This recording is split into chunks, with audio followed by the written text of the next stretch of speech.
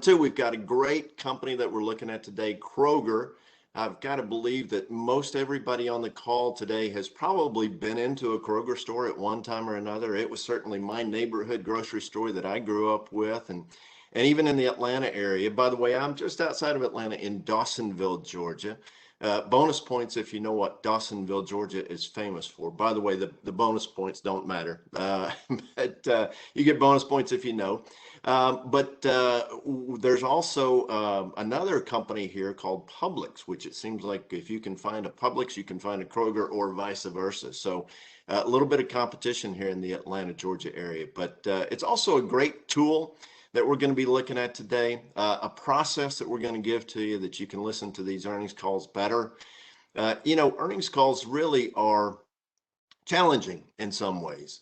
A lot of times we don't know how to listen to those earnings calls, and so we have a tendency to listen for what's good or what's bad, what's in it for us that may be either good or bad. So we're going to give you a process. We're going to give you a tool today that will help you listen to these calls better than you've ever listened to them before, and give you a way to do that. So hang on for that, and we'll certainly get going with that. I want to start off with a couple of questions for you.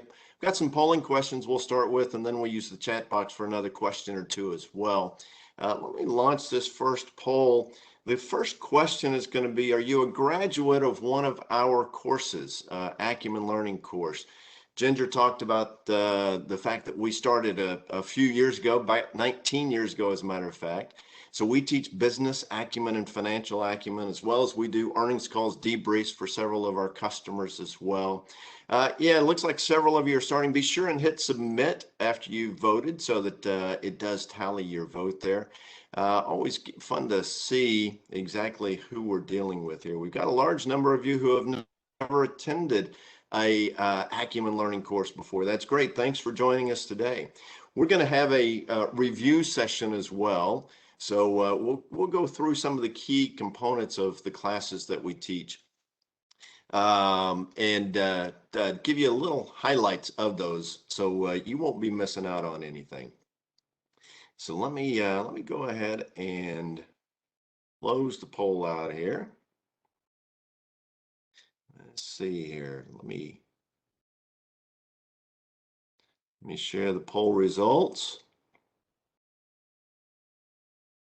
All right, hopefully y'all are able to see those poll results there. It looks like a large majority of you have never attended class before, but we've got some who have attended sessions in the past. So thank you for joining us. One of the reasons I asked this question is because I may actually ask some of you who have attended one of our classes before to help me teach a little bit today as well.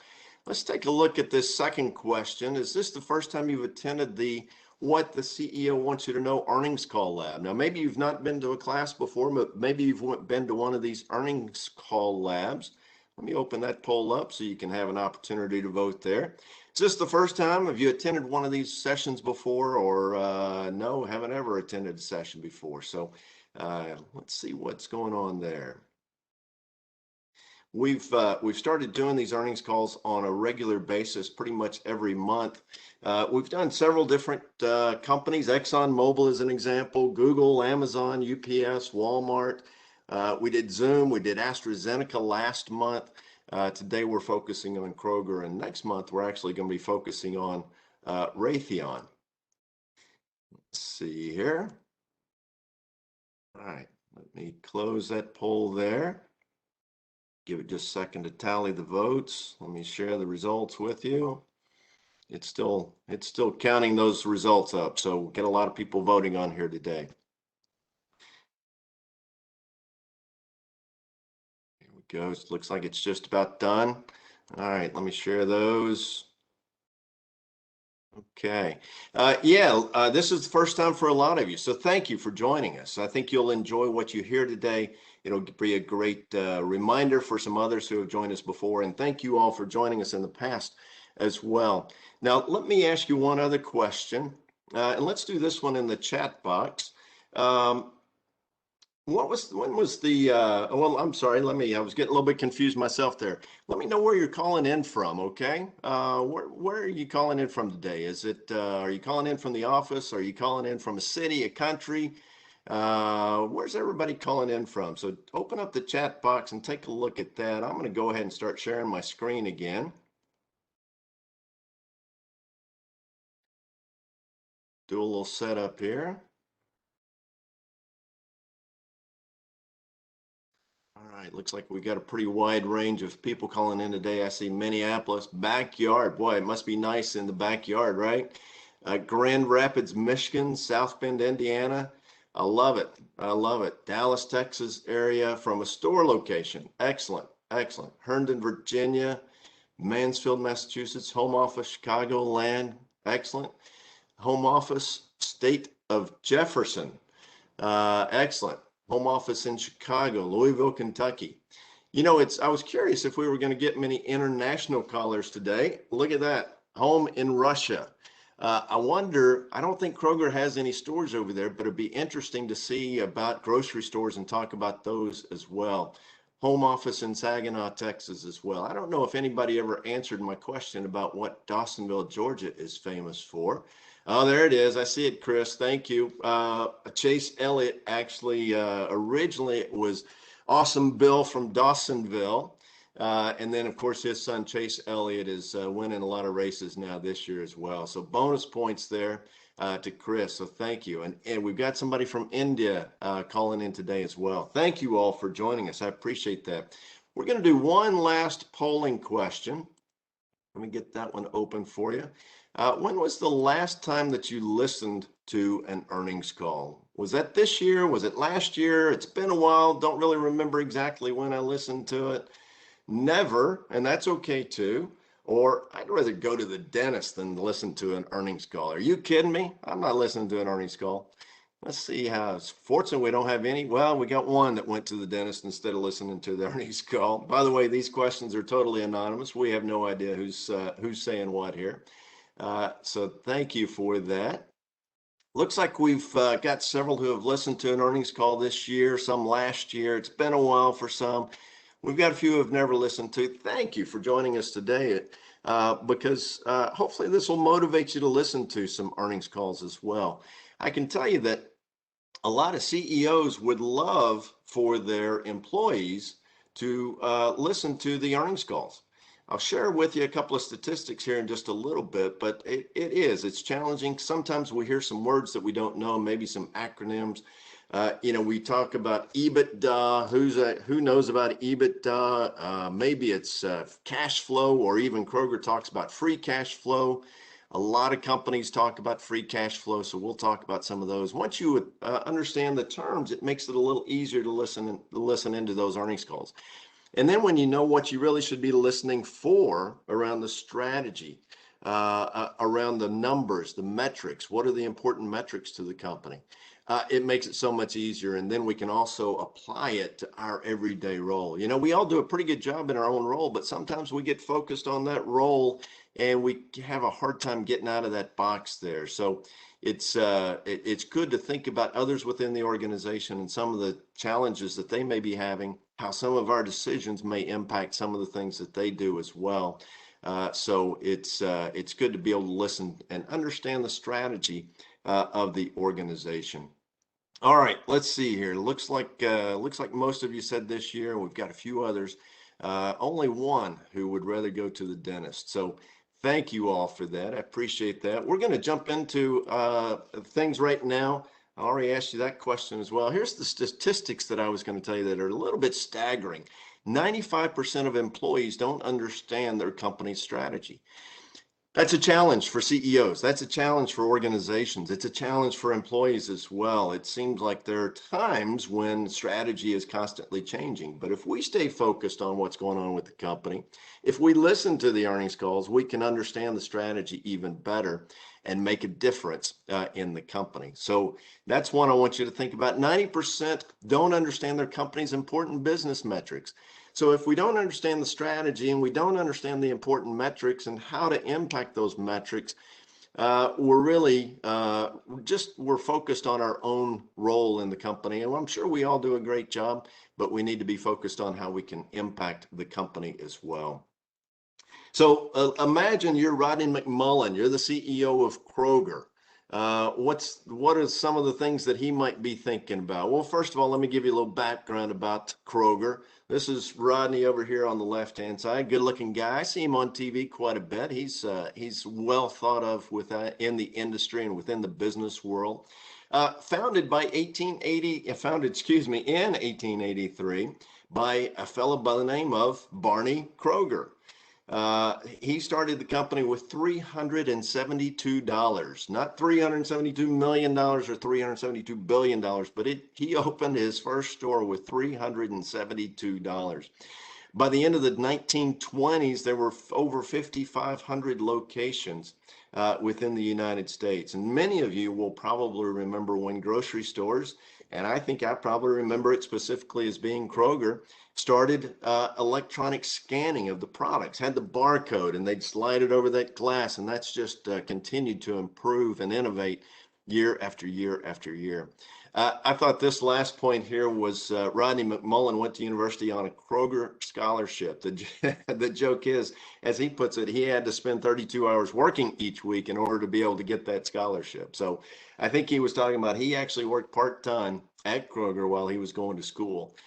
He actually ended up doing just about every single role within the store, and he was actually earned an accounting and finance degree and was going to go to work for an accounting firm, but somebody within the organization had noticed him and talked him into coming to work for Kroger. So he actually started as an accounting supervisor within Kroger and has worked his way up the chain to chairman and CEO at this point. So imagine you're the CEO, you're Rodney McMullen. What do you need your employees to know? This earnings call theory is a great concept. Companies are not required to do earnings calls. However, most publicly traded companies actually do earnings calls because they've got so many people that they want to know about their company. And so it's a great way to do that. And this is Kroger has 465,000 employees, so it's hard to communicate with them at all times. So this is a great way to spend an hour educating your employees on what's going on at Kroger. So what do those 465,000 employees need to know? What do your customers need to know? Last year was a weird year. I'm not sure it's over yet, but certainly a lot of things have opened back up again. But what do your customers need to know? Do you have enough cash to continue in business? Is my store still going to be around next month, next quarter, next year? What are your customers? What do you need your customers to know? What do you need your shareholders to know? It's companies or shareholders, I should say, especially last year, right after COVID started, boy, we saw the stock market go down like crazy. So shareholders need to know that Kroger is a viable company and that it is going to be able to withstand some of the challenges and some of the headwinds that companies received a lot of times with COVID-19. What do your partners need to know? I thought this was kind of interesting. What kind of partners does Kroger have? I don't know if anybody knows the answer to that question. Anybody know what kind of partners Kroger has? I had to do a little bit of extra research on this, but they've got several interesting partners. Microsoft is one of those partners. They've got dynamic digital labels that allows them to keep track of their stock a lot better and keep track of their inventory and what's going on with that. There's a robotics company called Neuro that they're actually working with to make autonomous deliveries or driverless vehicles to make those deliveries for them. They've got a company called Ocado. They opened up a couple of locations with Ocado just recently. It's a customer fulfillment center. So again, working on those deliveries. They actually opened up in Florida. So they opened up in a new market.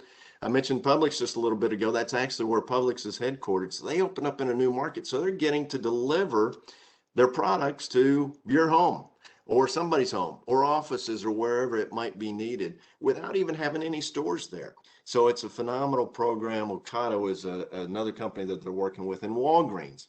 Everybody's familiar with Walgreens Pharmacy. I think this is interesting too because there's a lot of pharmacies within Kroger stores. But Kroger has partnered up with Walgreens for a Procurement Alliance. So Walgreens has a bunch of stores as well. So they're actually working together to get better buying power between those two companies. So a lot of things that we might need to know. Well, here's what I want to tell you. We're a quarter of the way into this. Here's my guarantee for you. It's always nice to know what's in it for you, right? Here's my guarantee. If you'll do this, if you'll listen to this call, if you'll understand how to do this process, understand how to do this tool, you're going to help yourself in your own particular career. We're going to build your credibility, we're going to build your career, and we're going to build your company. People are going to notice when you start doing some of these things and understanding the strategy and the financial metrics even better within your own organization. Or maybe you're a sales team. Maybe you're looking at this from the perspective of some of your customers. And what can we do from our standpoint with our products to help you sell more? And so there's my guarantee. If you'll do this 2 or 3 or 4 times, I mean, I would recommend that you continue doing it quarter after quarter after quarter, but in 2 or 3 or 4 times, you're going to be an expert at this and you're going to love this tool and how you can use this. Now, we've basically got 3 steps: prepare, analyze, and apply. All right. So we're going to walk through all 3 of those steps as we go through this today. So first of all, let's talk about preparing for the call. Right. So there's each company has a call typically each quarter. It's usually about a month after the end of the quarter. By the way, one of the interesting things about Kroger that I learned as well, I started looking at Kroger's quarter and it looked crazy. I was looking at the year end and it ended in January, but then their next quarter didn't end until almost the end of May. I'm like, wait a minute, February, March, April, almost the end of May. That's almost 4 months that they put into their quarter.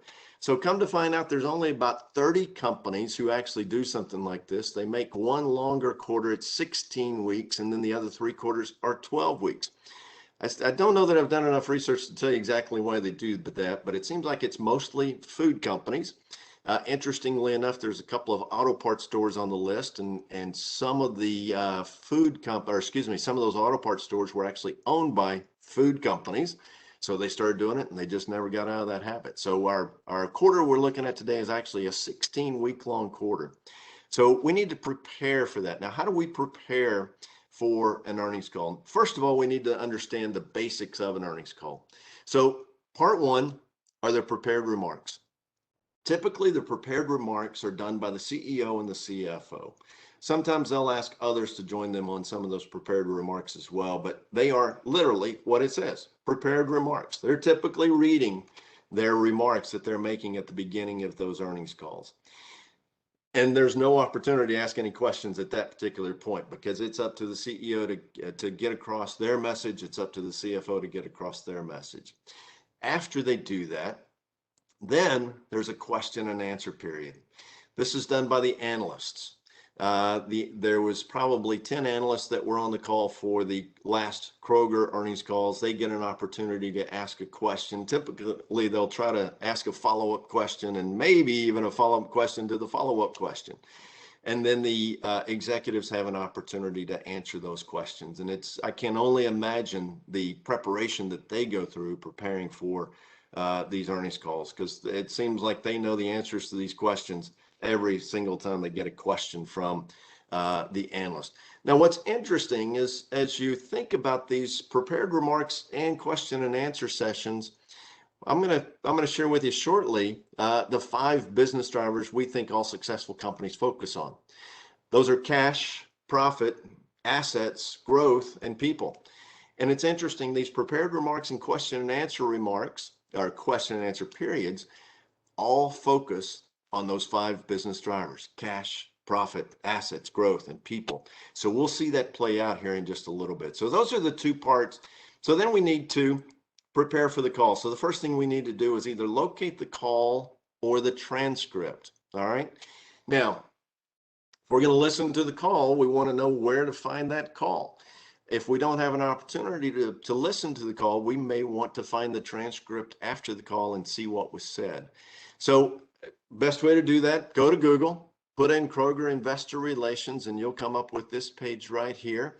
And then there's a number of different things, but basically you'd click on this Investors tab right here. It takes you to the quarterly results, and that's where you can find the webcast. You can see down here. Let me grab a highlighter here.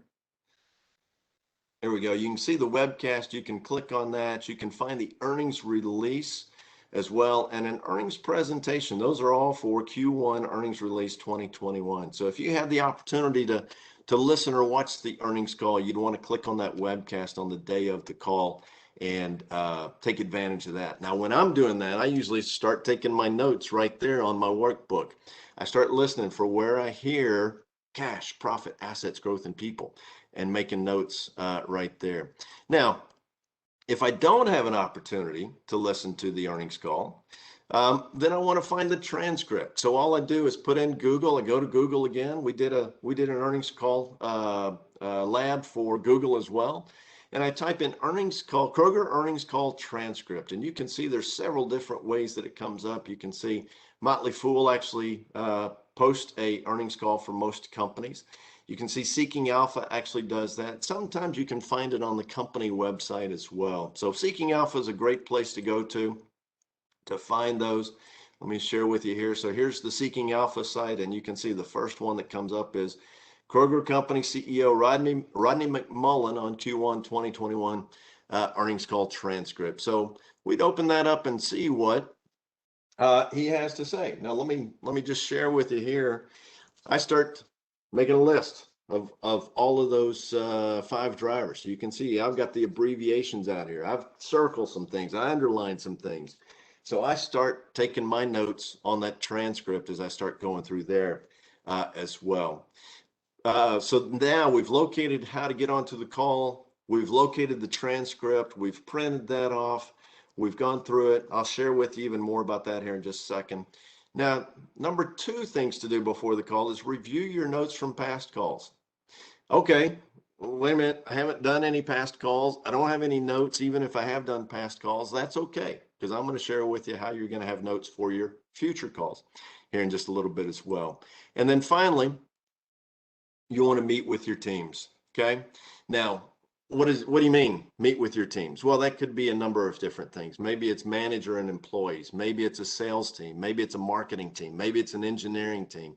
Maybe it's peers that are going to listen to this earnings call or review the earnings call transcript. Either way, it's helpful to have more than one person going through this exercise so you can bounce some ideas off of each other. Maybe somebody heard something that you didn't hear, or vice versa. So always a great idea to meet with your teams during that time. All right, so we've prepared. Now we want to analyze.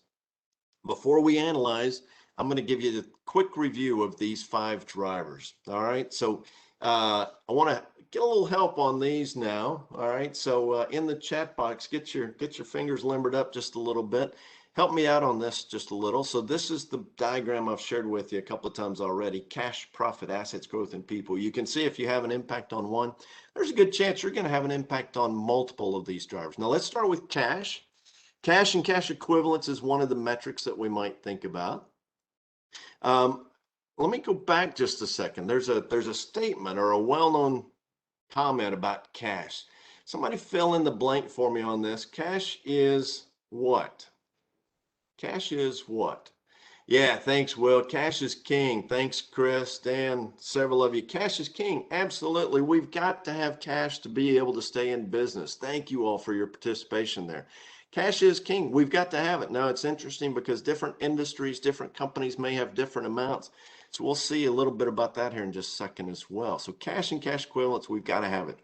And then on the statement of cash flows, we'll also find cash flow, or cash generated from operating activities. Now, this talks about how much cash is going into our core business versus how much cash is going out of our business from our core business as well.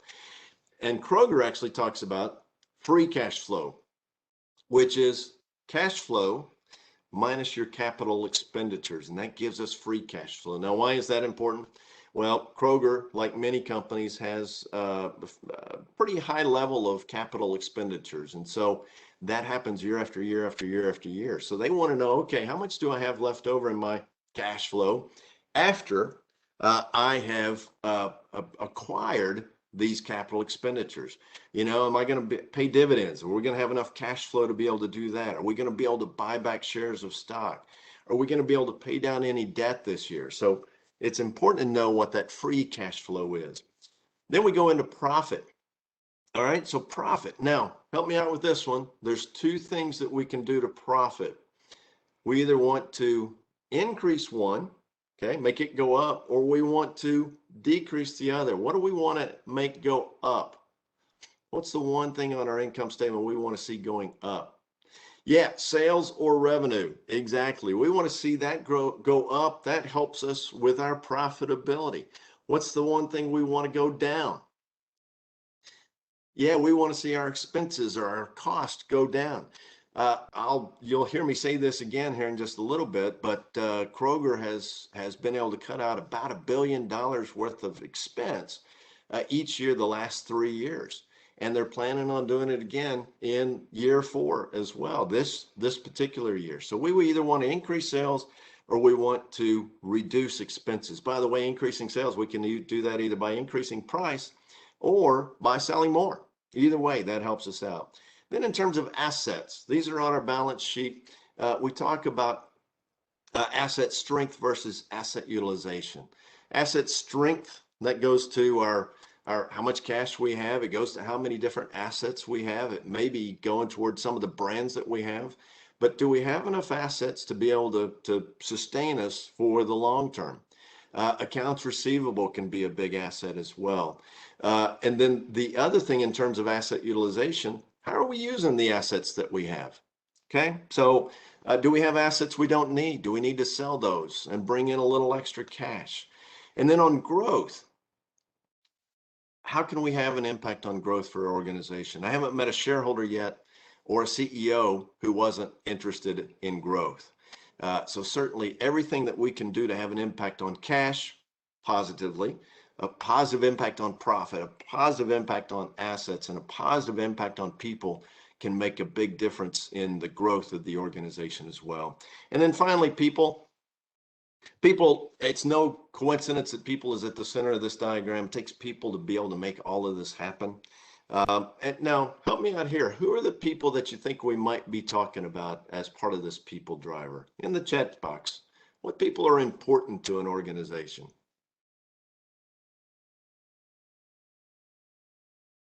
Yeah, employees, customers, shareholders, stakeholders, co-workers, I love it, associates, absolutely. There's a lot of other people that might be important as well, but excuse me, vendors, regulators, associations, but certainly employees and customers are probably the most important to us. So that's a quick review on our 5 drivers there. Now we're getting into the tool, getting into the meat of the tool. So first of all, we've got an executive alignment activity. Now, in this executive alignment activity, I did it based on the transcript of this last call. You could also do it based on the annual report for an organization. At the end of the year, there's typically a letter to the shareholders. So you read that, you read the CEO's messages, you read the CFO's messages in the transcript or the letter to the shareholders, and you're looking for those 5 drivers: cash, profit, assets, growth, and people. Now, they may not say those specific words: cash, profit, assets, growth, and people. So you have to kind of watch for it. Now, you'll notice here, if you've forgotten what cash is, or maybe you've never heard of cash, or I know everybody's heard of cash. I'm sorry, that was a bad way for me to put it. But maybe you've never been to our class. Maybe you haven't seen our definition, experienced the different things that are associated with cash. First of all, here's a definition for cash. And then secondly, here is examples. So if you're reading through the transcript or the letter to the shareholders, sources and uses of cash might be something you'd hear. Dividends or distributions. Notice that didn't use the word cash, but that's what we do, is we pay dividends in the form of cash. Stock buybacks. Again, we use cash to buy back stocks. We pay down debt. Capital expenditures. I'm just going through a few of these here. Buying and selling assets, mergers and acquisitions, divesting of assets. All of that relates back to cash or cash flow. So you can see that we've got definitions and we've got examples of each one of these drivers. And then over on the next page, 4 different questions for you to consider and talk about as part of your analysis of this particular company. So number 1, which business drivers seem to get the most attention and why? It's one thing. So you do this exercise over here. You can see, make a little tick mark every time you see the word or the concept of cash. And so when it's all said and done, typically you will have found something associated with each one of these 5 drivers. It's rare to find a company that doesn't talk about all 5 of these drivers. But which business drivers seem to get the most attention and why? So we're talking about the top 2 or 3 drivers here. And then I love this over here, the last part of this, and why was it getting attention? Okay, so we'll talk about that. We'll see which ones got the most attention for Kroger. What were the 2 or 3 main points the executives were trying to make? What are the goals, trends, and objectives going forward? And finally, what key questions or concerns were raised by the analyst community? Again, the analysts are asking questions related to those 5 drivers. The executives are giving responses related to those 5 drivers. So if you can get to know these 5 drivers well, it makes listening to these earnings calls that much easier. Let's get into it. Let's take a look here. Need your help here. Okay, we're gonna look at some of the statements that Rodney has made. We're gonna look at a statement that the CFO made in the transcript. We're even gonna look at a question from one of the analysts and identify how it relates back to those 5 drivers. All right, so just the first sentence here: because of our associates' commitment, Kroger's first quarter identical sales, kind of like same store sales, without fuel, so they're not including fuel purchases or sales in there, grew ahead of our expectations. Now, which drivers do you think that associates with? Cash, profit, assets, growth, or people? Got some assets in there. We certainly see some growth. Okay, so that was an easy one, right? Grew. We saw that word grew. So yeah, absolutely. Our associates are our people, right? Kroger's first quarter identical sales. We think about profit. And then grew ahead of our expectations. So yeah, excellent job. Thank you. His second phrase here. Let's take a look at that. Digital sales grew triple digits since the beginning of 2019. Which driver does that associate the most with you? Certainly we got growth again, right? They mentioned that grew word. Profit, absolutely. When you think about sales, you think about profit because we either want to increase our sales, so digital sales must have done good to increase triple digits, or we want to see our expenses go down, and they certainly talk about that as well. And then finally, our third statement, we saw strong growth in alternative profits and significant progress with our cost savings initiatives. What do you think on this one? What drivers do you get there?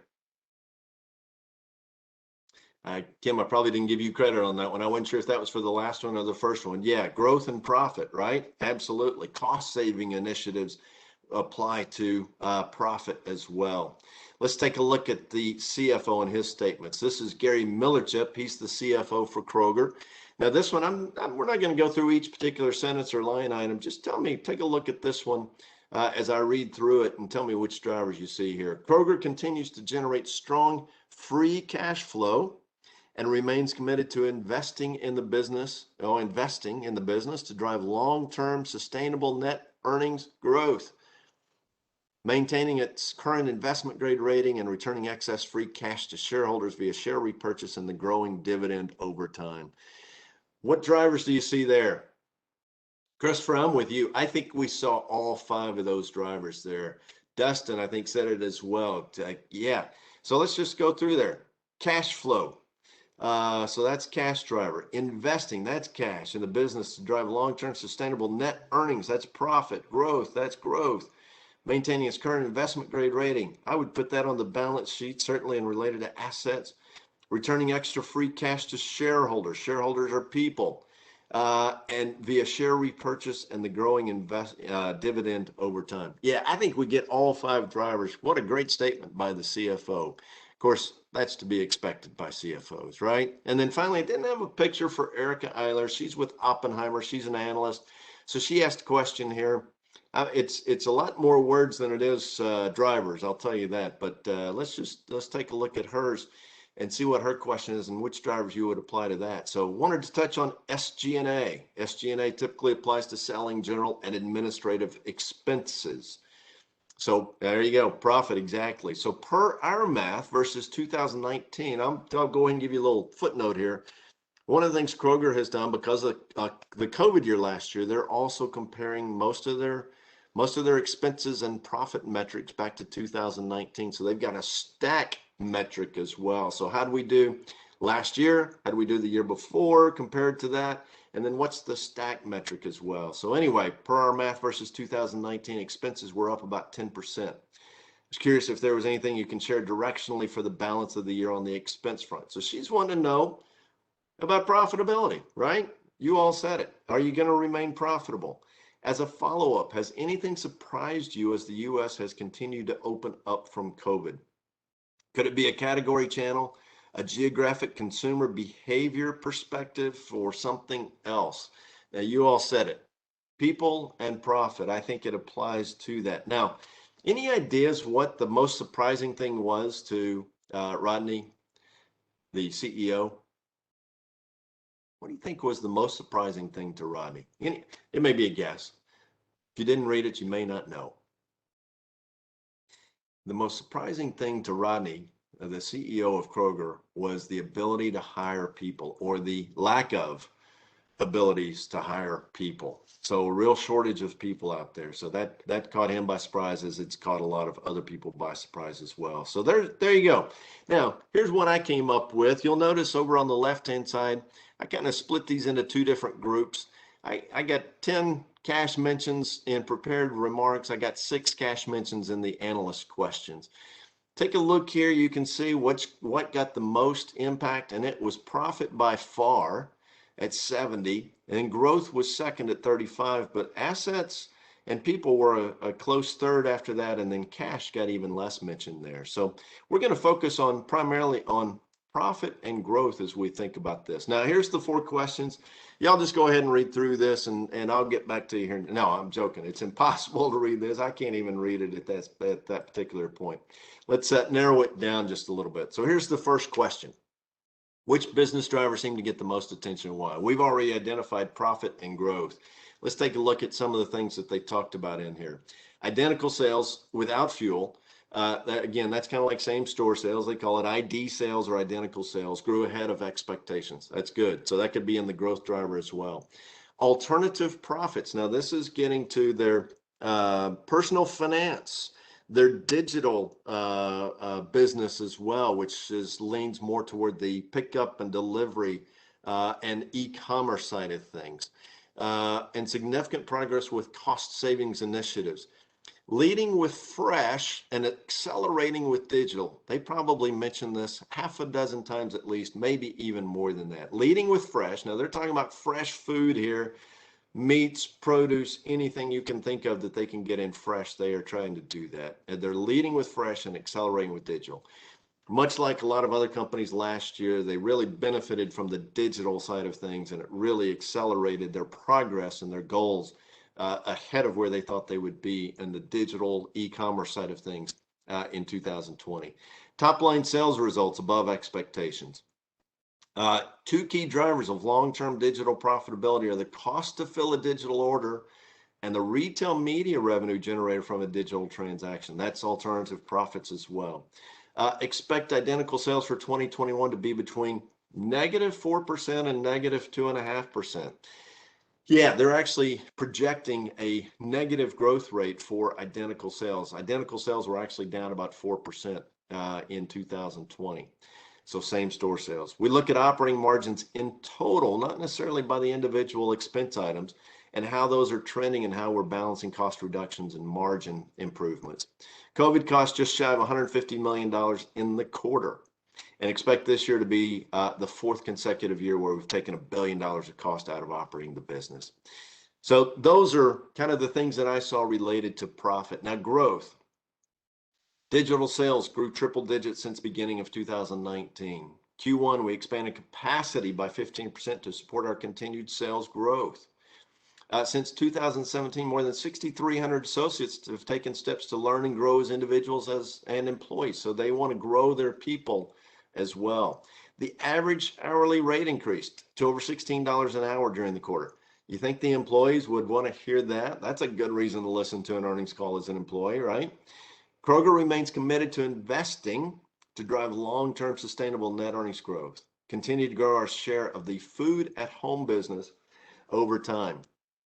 Expect continued operating margin improvements once we get through cycling through COVID, and then very strong year for the business across our key incentive metrics around operating profit growth and sales growth. So those are the things I saw around those two particular drivers.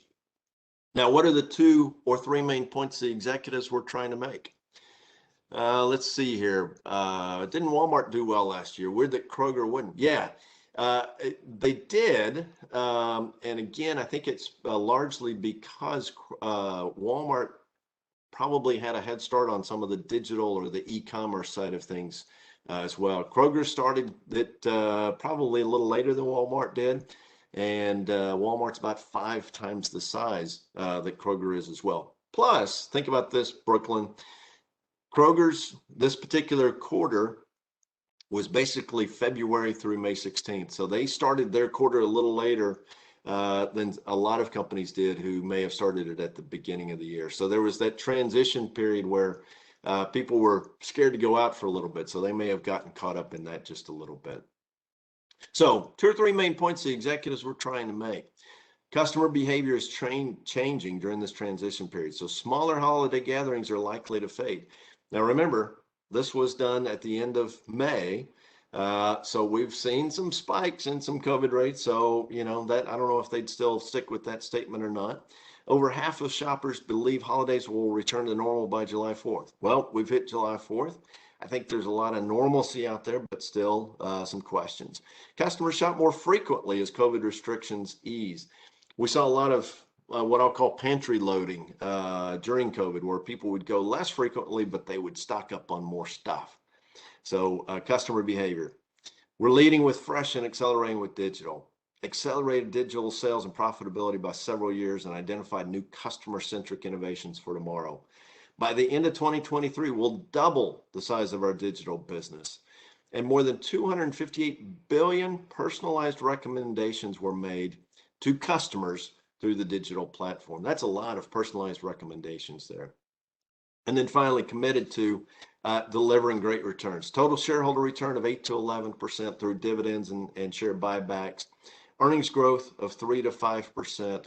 And then strong and growing free cash flow to invest in growth initiatives. So pretty good messages there for just about everybody that might be interested there. All right, now, what are the goals, trends, and objectives going forward? All right, so they continue to be focused on cutting more cost out of the business. They want to continue focusing on fresh, such as meat, produce, and natural foods, as well as getting the customers trading up to more premium product, continuing to trade up. Looking for more local and regional suppliers, the opportunity to partner with Kroger. So that helps with their fresh. They're leading with fresh. Big growth in digital sales and profit growth. This is one of the ways they're really going to be able to help grow their profit is by getting that digital platform further off the ground. This is cool here. Expand seamless ecosystem through new customer fulfillment centers powered by Ocado. Ocado is a company they've invested in, small investment in Ocado, but it's a customer fulfillment center and it's pretty much fully automated. They opened 2 of these locations, one in Ohio, one in Florida. Florida is brand new territory for them. I think it's interesting, again, that's where Publix is headquartered in Lakeland, Florida. So they're getting their feet wet just a little bit down in Florida, no pun intended, with the beaches and ocean and Gulf down there. But great way to start getting into that new territory by having these customer fulfillment centers. And because of Kroger being so well known throughout the country and so many people moving to Florida, people will know that Kroger name. Increasing the average hourly wage to over $16 per hour. So that's a pretty good initiative as well. Now, what were some of the questions or concerns raised by the analyst community? Maybe a little bit of duplication here, but we'll take a look at some of these as well. Identical stores, did weather or vaccines help? I got to believe it had to have helped a little bit. And is there a slowdown coming? Still I mentioned just a second ago, they're looking at negative 2.5 to 4%. So they are still anticipating a little bit of slowdown, particularly in revenue. Gross margin. I think this is an interesting question. Down 21 basis points versus 2019. So really not much. But they're saying it's actually pretty good, isn't it? Well, there's reasons why gross profit margin might grow. There's reasons why it might shrink as well. So they're looking at that again, that procurement partnership with Walgreens to try to take some cost out of their business. So hopefully they're going to be able to improve those gross margins and continue on. This was interesting as well. What are you seeing on the inflation front and your ability to pass through higher prices relative to historical periods? Number one, they said, yes, we probably can pass through the higher prices. Number two, they actually said that they actually perform pretty well, Kroger that is, when there is about 3 to 4% inflation going on. So it allows them the opportunity to increase prices, and the customers don't really complain that much because they're seeing inflation all around there. So they are not at 3 to 4% right now, but certainly I think that the comment was we'd be okay if it was. Can you provide guidance on startup costs at the Ocado shed? About $100 million was the question, and that was accurate. I think it was about $100 million for the two different locations. Cost inflation versus retail inflation as it relates to gross margin. So they're buying goods. So is there inflation on those goods, or is there inflation in terms of their retail pricing as it relates to gross margin? As things open up from COVID, has anything surprised you? We went through this one just a second, and the comment was, yeah, the ability to hire people. You took a lot of share last year, so curious how that evolved through Q1. Gosh, I'm trying to remember the answer to that one, but they think that, again, going back to, they're probably actually going to see a little bit of decline in revenue. Digital expectations for sales for the rest of the year, they expect that to go up considerably. And then the question about inflation, I actually just answered that one as well. They're actually seeing about 1 to 2% inflation right now, not 3 to 4%, but they said they could be okay at 3 to 4% as well. And then how many more years do you think the $1 billion cost savings can continue? They didn't really answer that question, but I think that they're assuming that they can continue to do that along the way and finding different ways to be able to do that. So that's the strategy side of things. That's the entire workbook. We're going to get into some of the financial numbers as well. I'm going to give you the second part of that workbook, which is a way to analyze the numbers for really any company that you might be interested in. But that's really the strategy side of things. We've done the executive alignment. We've answered the 4 questions. We're seeing a pretty good direction in terms of where they're going, what their thought process is here, what are some of the key strategies moving forward. I tell you, we did that executive alignment exercise one time for a company, and one of the things that one of the VPs who was in the class said was, oh my gosh, our customers are telling us how to sell to them. All we have to do now is listen. So if you're selling to some of your customers, it's a great idea to look at the information that they provide. There's a lot of information that may be able to help you as you talk to your customers, and you may actually know more about their own financial numbers than they might know themselves. Now, let's take a look at this. Here's a great little tool. We call it Navigating the Financials. And this is really, it brings it all back home after going through those 5 drivers, after looking at some of the key questions. All right, that's great. We know kind of the strategy now. We know what they're focused on. Now, how are they doing as a company? Or maybe we're analyzing our own company. How are we doing as a company? So we've got Kroger Q1 2021 versus Kroger Q1 2020. I mentioned that they're actually looking at 2019 as well, so we could actually make that comparison also. But you'll notice over here, the 4 drivers: cash, profit, assets, and growth. And of course, it takes people to make it all happen. Now we've got over here across the top, we've got our key metrics and equations. So key metrics and equations, we've got 10 of them listed here. This is a little bit generic in nature. During our classes, we actually customize these to the particular customer and the key metrics that they are interested in. Over here, I love this one here. This way you don't have to remember which statement all these numbers are on. because we tell you it's either on the income statement, the balance sheet, or the statement of cash flows.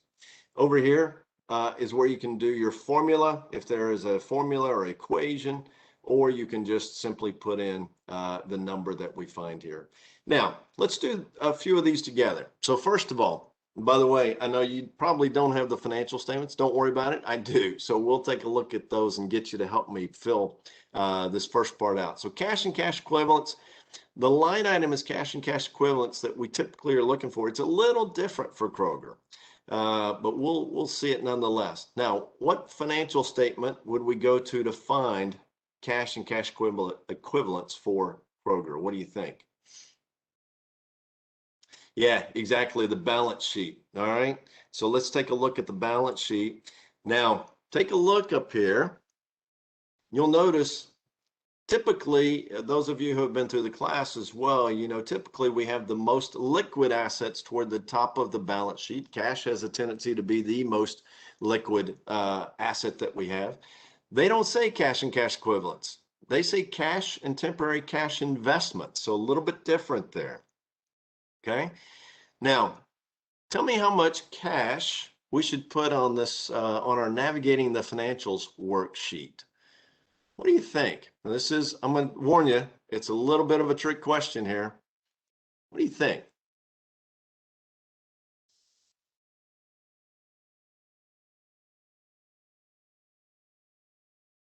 I scared you off, didn't I? The 2309 for sure, plus, well, oh, great question. So with the 2309 was for May 22nd this year, so the quarter ending 2021, versus January 2021 was $1,687 million. Here you go. Here's what it's actually supposed to be, or what I'm putting it as, is cash and temporary cash investments along with store deposits in transit. So they've had cash, they're putting that in the bank now, so they've still got that cash, so it's actually going to be about 3320. Exactly. Thanks, Michelle. So we're going to put 3320 in there. Now, cash from operations. Let's take a look at the cash flow statement. You can see here we've got cash flows from operating activities. Net cash provided by operating activities. How much cash flow or net cash provided by operating activities did we have in Q1 of 2022? Or excuse me, 2021. Yeah, $2,256 million. So we're going to put that into our cash from operations slide there.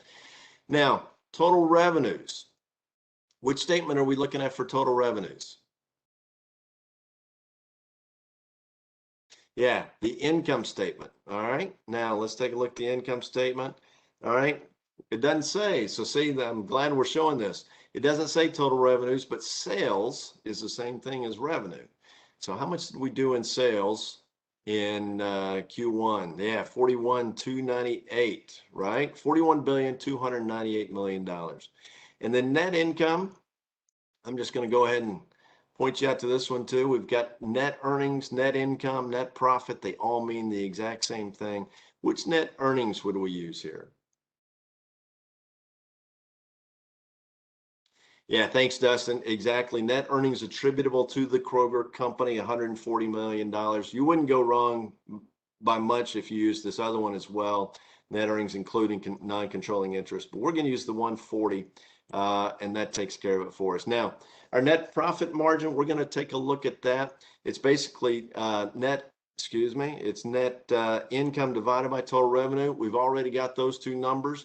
So we're going to do that calculation, and it's 0.34%. So pretty small profit margins at Kroger. I'm going to go ahead and fill out the rest of this real quick. You can see our cash went up just a little bit at Kroger this year versus last year. Not tremendously, though. Our cash from operations went down just a little bit. Now, let's take a look at this. Our net income was $140 million this year versus $1.2 billion last year. That's a big part of why our cash from operations may have gone down last year, or excuse me, this first quarter. Total revenue, pretty even, down just a little bit. And again, that was primarily due to the same or identical sales. Some of the other metrics in here, you can see revenue growth was down just slightly. Net income growth was down tremendously. Now, part of that was actually due to net gain or loss that they had. Last year they had a $422 million gain versus this year a $470 million loss. So about a $900 million difference, which threw that net income down tremendously. So if they had the same thing as last year, we'd see a lot different story there.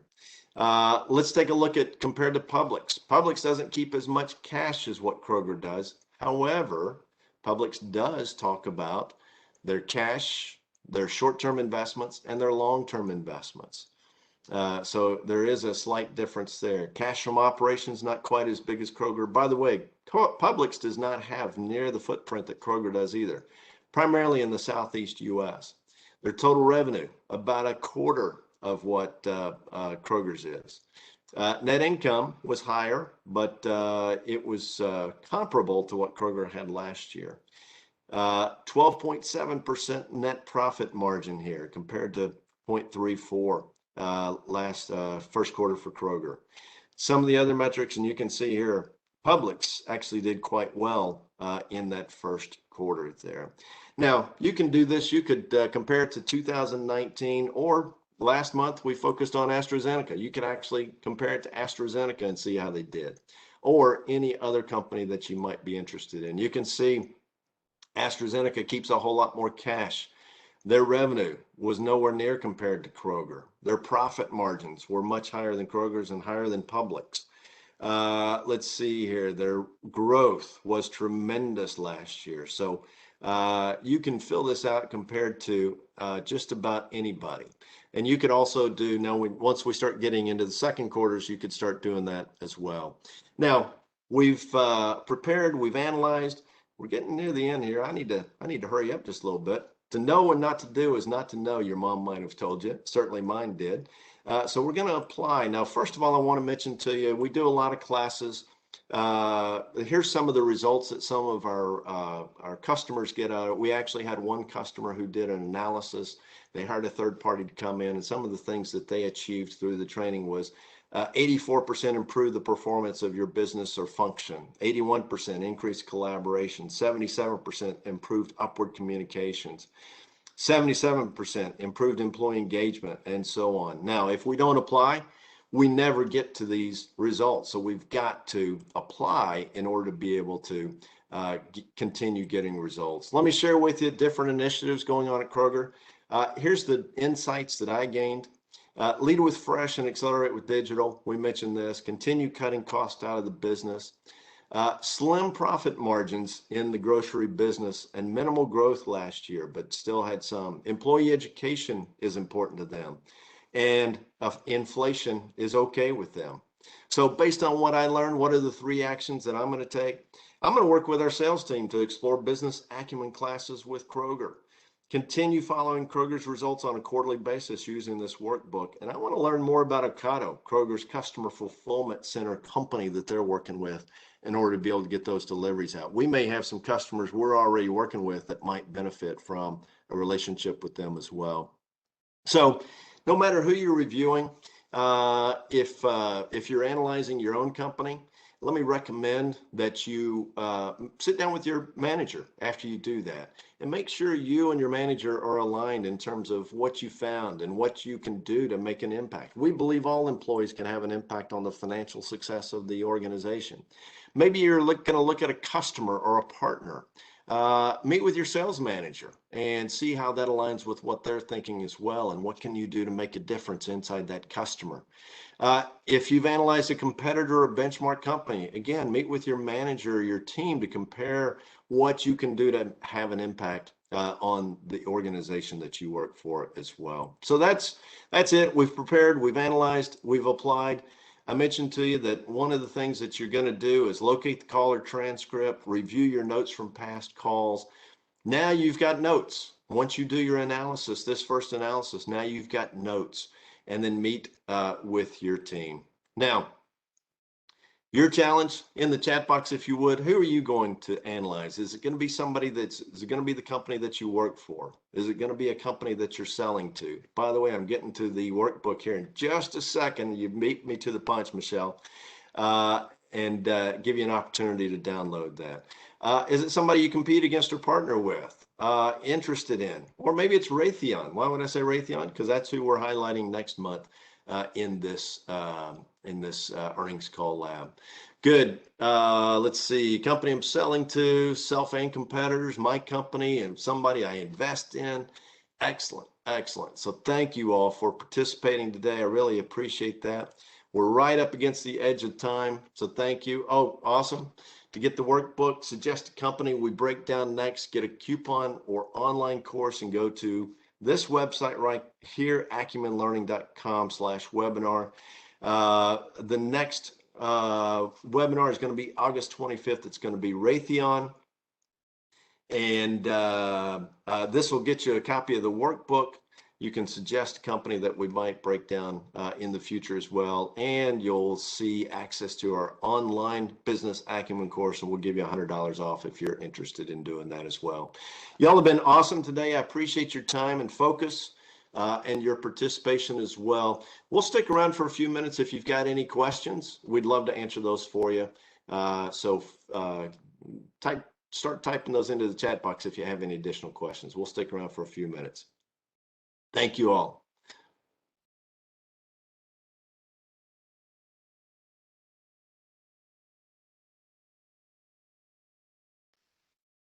Thanks, Jeff. Hopefully we've motivated you to start using this now.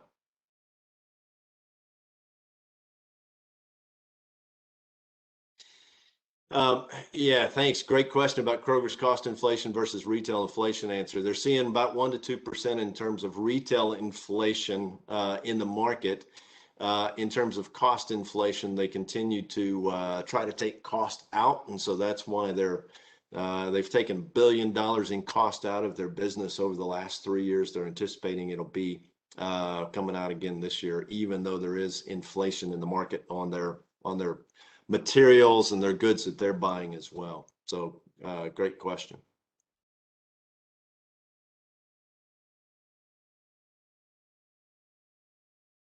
Any other questions?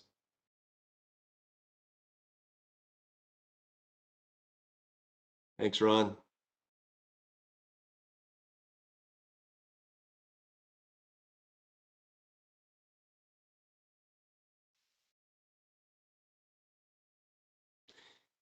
By the way, I think we actually allowed you to download the workbook before or when you registered for this class. Curious if anybody actually had an opportunity to download it. You may all be gone at this point, but curious if anybody downloaded it. Thanks, Bill. Awesome. Thanks, Jeffrey. Did I align with what you found?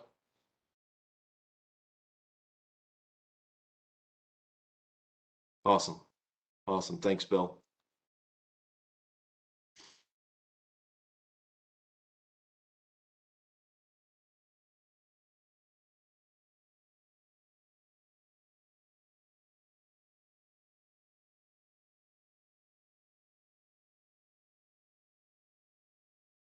Got several participants still on the group, it looks like. Any particular questions that we may be able to answer for you?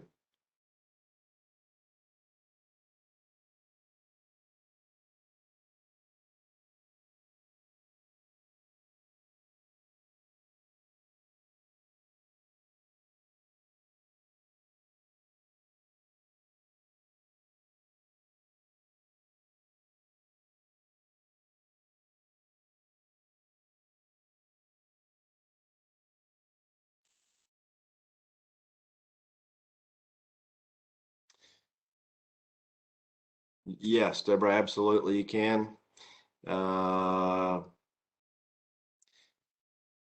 acumenlearning.com/webinar. That'll get you to the workbook. Is all the info presented in the calls important, or do you find some filler/fluff?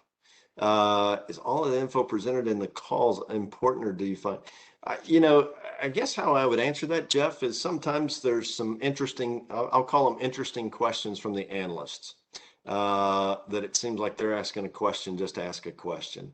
I would hate to suggest that the CEO or CFO was putting any fluff into that. It may be something you're not interested in, but I don't know that I would call it filler fluff. As a matter of fact, I was doing a class one time, and the senior vice president of communications was in my class, and she made the comment that she was getting together with the executives the next day to prepare for the earnings call. And I'm like, that's right up our alley, right? So I would love to sit down with the executives as they're preparing for one of these calls and see what they go through. Unfortunately, I had another class to go teach, so I had to go hop on a plane and go teach that. But yeah, great question, Jeff.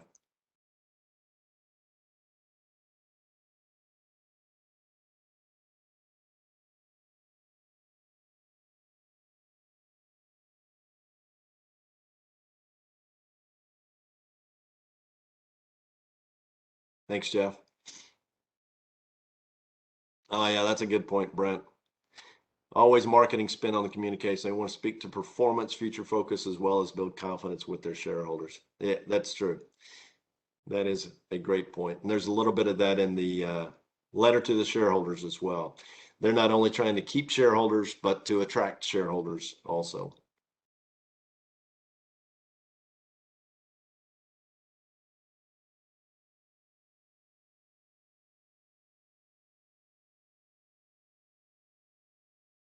I did actually, was speaking to that. I was on a call, gosh, I guess it was about a year ago.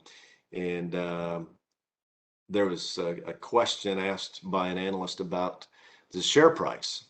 And the CEO was very matter of fact and said, I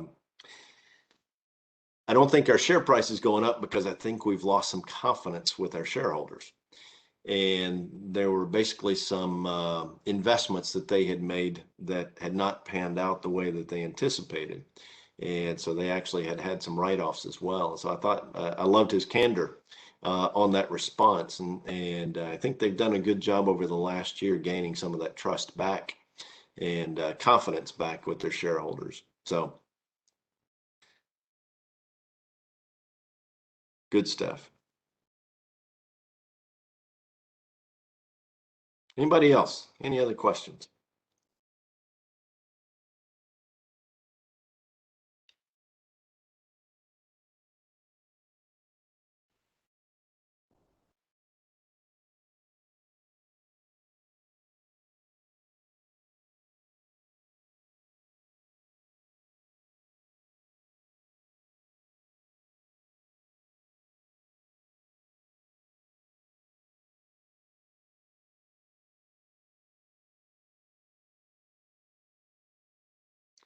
Thanks, Nicole. Glad you enjoyed it.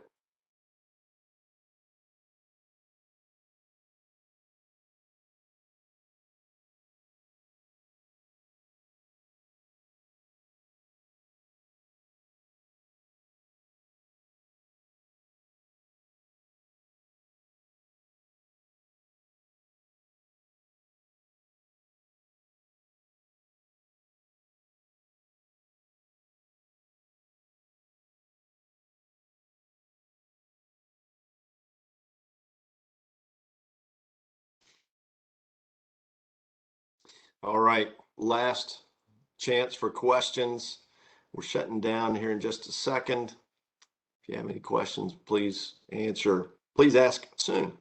Otherwise, we'll be shutting it down.